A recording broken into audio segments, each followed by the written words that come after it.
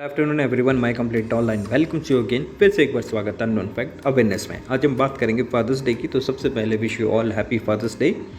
और father's day का मतलब ये होता है कि इस दिन आप अपने फादर को कुछ स्पेशल तरीके से ग्रीट करें, उनका आशीर्वाद लें और भविष्य में आगे बढ़ें।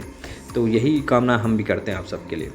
अब विलियम शेक्सपियर ने कहा है फादर के बारे में, it is a wise father that knows his child. Dimitri the Stoneheart ने कहा है फादर के बारे में, a father doesn't tell you that he loves you, he shows you. इसी तरह से श्रीमद् भागवत गीता में पेरेंट्स के लिए कुछ जिम्मेदारी लिखी गई हैं। पेरेंट्स के लिए लिखा गया है कि वो प्राइमरी ड्यूटी का पालन करते हुए अपने पुत्र या पुत्री को इस तरह से ज्ञान दें ताकि वो सोसाइटी में हर्षोल्लास के साथ समाज को आगे बढ़ाने का काम भी करें। तो फादर्स डे सबसे पहले कब बनाया गया था, अब आते हैं हिस्ट्री पर।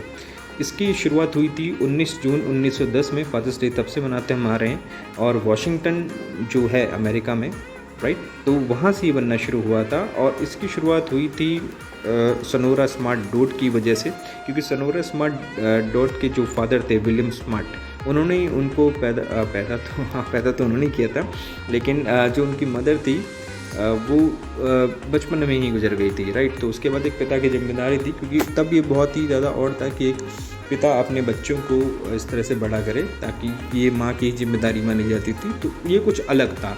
तो उन्हीं को ऑनर करने के लिए सोनोरा स्मार्ट डॉट ने ये कैंपेन चलाया।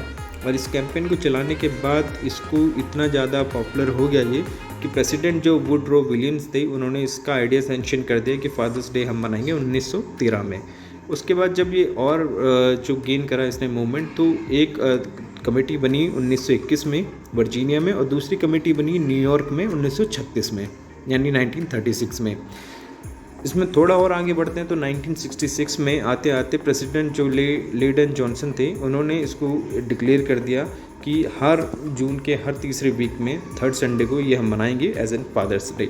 तो देखिए शुरुआत कहाँ से हुई है, और ये 1966 आते ही अप्रूव होगा। तो किसी भी चीज़ के लिए स्ट्रगल बहुत ज़रूरी है, राइट। तो इसमें एक फैक्ट और है कि ये यूरोप और लैटिन अमेरिका में भी मनाया जाता है, लेकिन ये वहाँ पर मनाया जाता है मार्च 19 को। वहाँ पर ये लोग ऑनर करते हैं सेंट जोसेफ डे के रूप में, एक कैथोलिक हॉलीडे होती है। ओके गाइस, तो चलिए आगे बढ़ते हैं। पर एक डेटा की बात करेंगे, वो डेटा आपको जानना ज़रूरी है। फादर्स डे के साथ साथ ये डेटा अगर हम जान लें तो हम कई लोगों की मदद कर सकते हैं। डेटा ये कहता है कि जो अभी कोविड की वजह से तबाही हुई है इंडिया में, 1.47 लाख यानी 1.5 लाख के करीब जो बच्चों ने अपने पेरेंट्स को खोया है, या किसी एक को खोया है उसमें से।